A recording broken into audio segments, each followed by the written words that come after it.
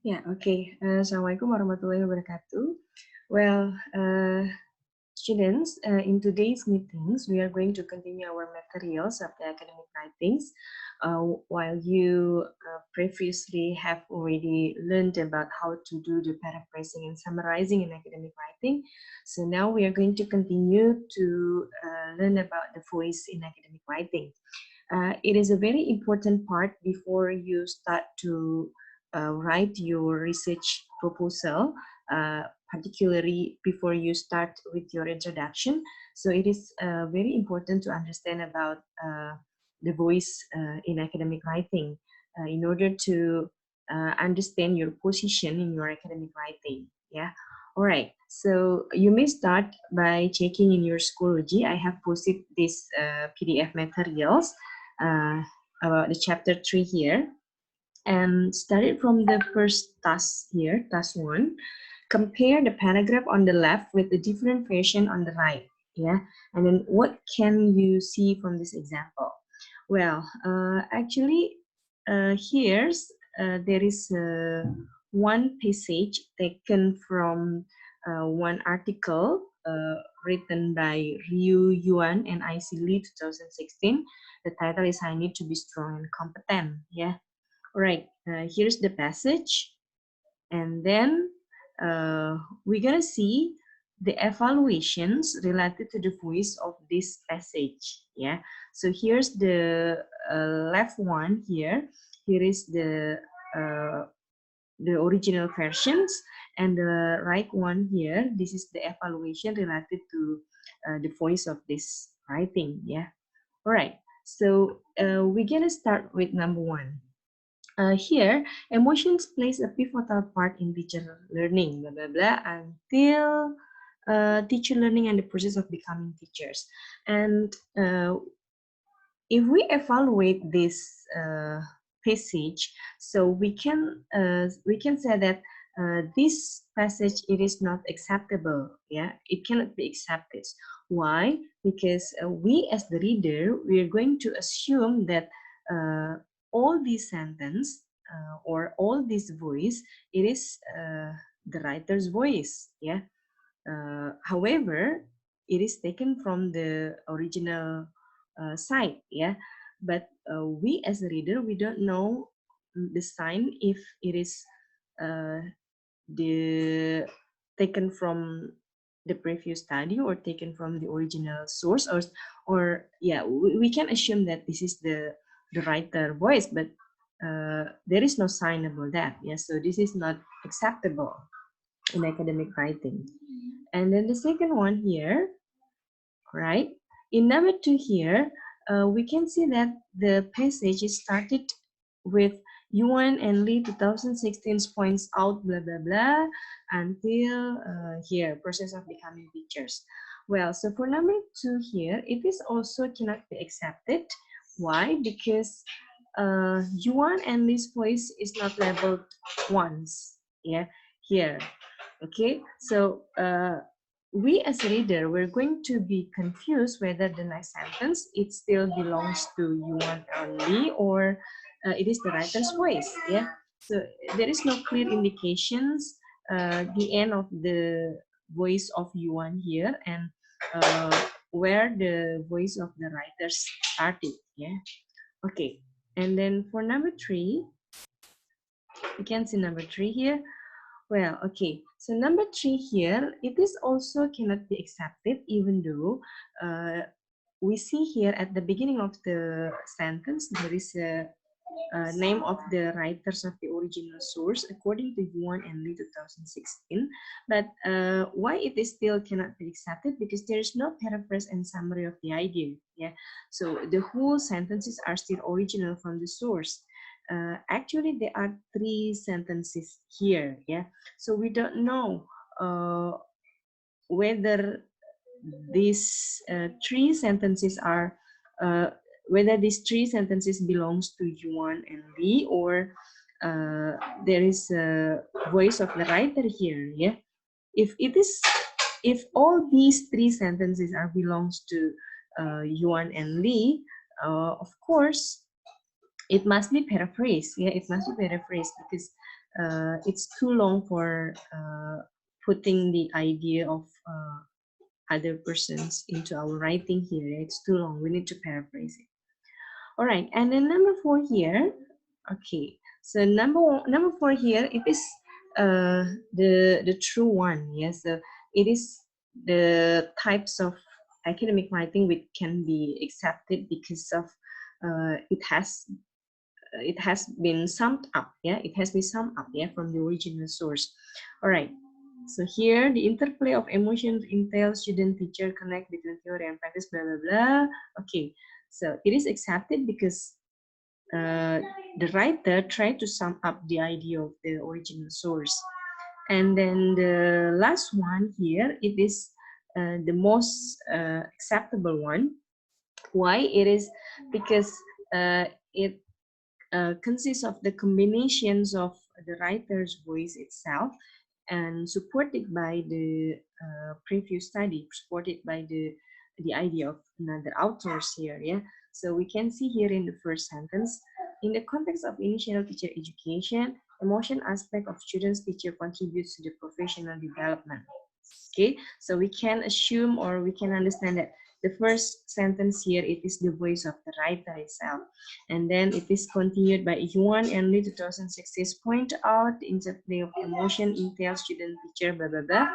Okay, so here's the voice of Yuan and Lee. Yeah, so here's the good combinations between uh, what is it, the writer's voice itself and supported by the other voice, yeah, the voice of the original source. All right. Now we're gonna continue to task 2 here. In the task 2 here, I would like you to read these examples, yeah, and then try to identify what kind of voice in the text here, yeah. All right, so this is one of article taken from the International Reputable Journal, and the writer are Indonesian people here. And all right, well, so here we need to identify, or we're gonna try to identify what kind of voice it is. Yeah, what is it? Including into that article. Yeah, right. So here, the first one. In recent years, the discourse of cultural, economic, and educational globalization and internationalizations have shaped changing roles of English as an additional language, blah, blah, blah. Well, so these kinds of sentence, we can categorize it into external voice. Why it is external voice? Because, right, so you can see here that the writer tried to sum up the idea from the various writers here, yeah, and then he or she tried to put it into another words, yeah, so it is the result of the summary, but it is taken from another voice, yeah, so we call it as external voice, right? And then the second one here, this is what we called as writer's voice, yeah, so here's this is the original thought, yeah, the original thought of the writer, and then he or she put it in his writing here, yeah, so this is what we call as the writer's voice. And then the third one is the direct voice.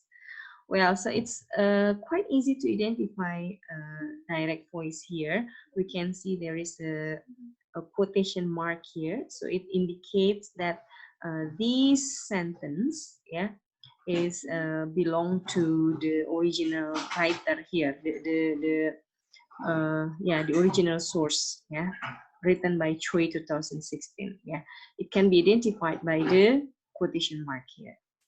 All right, and the last one is indirect voice. Okay, so indirect voice here. Okay, it seems quite same, yeah, quite the same as the external voice, but if we see in particular here, indirect voice here, it tends to be more more particular, yeah, since here we put the name of the writer that we are going to sum up or we are going to paraphrase that idea at the beginning of the sentence before we start to write. Yeah, so we put the names of the writer first, yeah, and then we write the result of our summary of our paraphrasing. Yeah, but in external voice, we try to sum up several ideas and then we put it the names of the author or the original resource here at the end of our sentence. Yeah, right.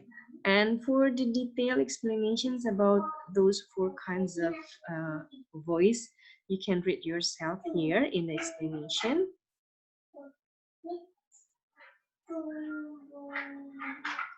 Okay, and here's yeah, it's just the detail component which can help you to construct your own your voice, yeah, to construct the voice in your academic writing.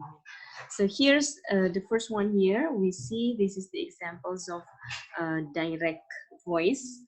How do we know that it is direct voice? Yeah, because there is a quotation mark here, so it's very easy to identify. This is a direct voice here. And in writing a direct voice here, you may start with the names of the writer of the original source, and then you put the family name here, and then the date of publications, and then do not forget about the page number here, yeah, at the end. And because this is the direct voice, so it is only original sentence without any changing. Yeah, so it's just like you copy and then paste it here. Yeah, paste them here. All right. And then the second one here, this is what we called as the this is what we called as the okay, this is indirect voice. Yeah, okay, so this is indirect voice, not external voice, because the names of the writer which we are going to cite, we put it at the beginning before the sentence. Yeah, you put the family name here and then the date of publication, and then the summary idea. Yeah, because in indirect voice here, you need to sum up or you need to paraphrase the idea of others. Yeah, and then you put it into your own writing. All right, and then the third one here, this is what we call as the external voice. Yeah, you can see here's the difference between indirect and external here. Whereas in external voice here, it can be consist of several authors that you cite in your writing, and then you sum up and you put it their names at the end of the sentence. Yeah, all right.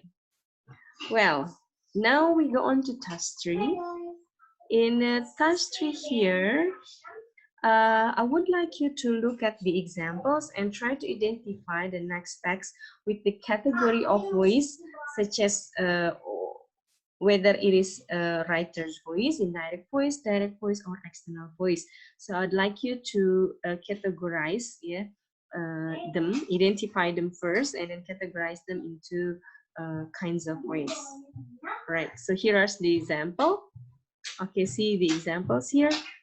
Yeah, this is the introduction taken from the journals of language teaching research. Yeah, right. And how do we identify the voice? Okay, so here's the example. So the orange ones here, we can see that this is the writer's voice. Yeah, the concept of reflection is probably as old as educational discourse itself. All right, so this is the writer voice. It means that this is the original thought or the original idea of the writer here. Yeah, it is written at the beginning of the sentence or at the beginning of the passage here. Yeah, and then it is in inextricable element of teaching and learning, enabling teachers to identify and solve problems. Okay, the way Ferrer related to the teaching practice of learning various aspects of their profession. So this is what we call as indirect voice here. Yeah, we categorize this sentence into indirect voice. Why? Because the writer has paraphrased the idea of the way and Farrell here, and then put it into his writing or into their writing to support their own voice here. Yeah, and the the green one here, we see the green one here. Although teachers have always been in some way engaged in reflection, it is only during recent decades that the notion has become a well-established theoretical concept in the field of TESOL.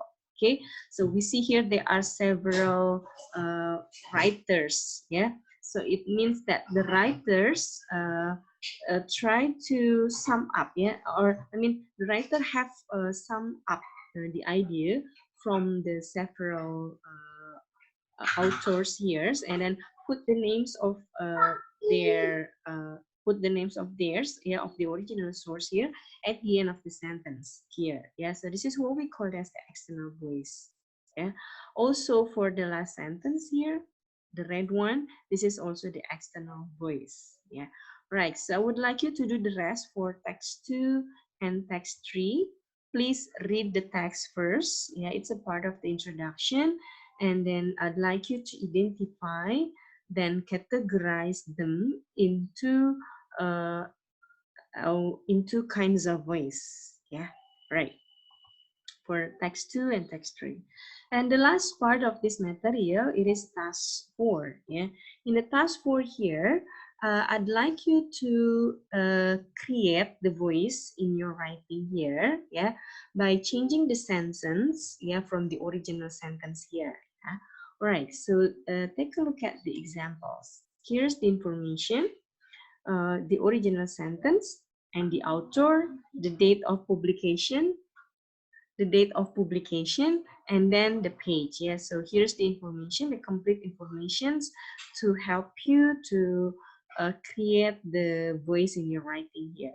So how is the answer? So you can see this example from the original sentence here. You can make it into direct voice here. Yeah, it's very easy to make a direct voice here, that you just need to put the direct quotation here, or I mean you need to put the quotation mark here, and at the beginning you can put the name of the authors. Do not forget that it is the family name, so you have to put the second name, I mean the last name, yeah, the last name of the author. It is usually the family name here. Okay, so it is direct voice. As Leo 2016 have noted that teaching used to be an isolated activity. All right, so this is totally the same as the original sentence without any changing. You just need to put the direct quotation here. All right. Okay. Oh yeah, sorry. But something forget in this example, you need to put the page here. Yeah. So you before the full stop here, you have to put the number of page here in the bracket, P1. Yeah, and then full stop. Yeah. So sorry for this mistakes. Sorry. Well, so and then for the indirect voice here, you can make it into Liu 2016 argued that teachers may probably improve their engagement when they have challenging project out of the class. So it means that you do the paraphrasing activity. Yeah, you paraphrase this original sentence into your own voice. Yeah, but still, of course, you need to put the names of the author here. And then the last one here, it is the external voice. The external voice here, it is almost the same as the indirect, but you can put it the name of the authors at the end of the sentence here. Yeah.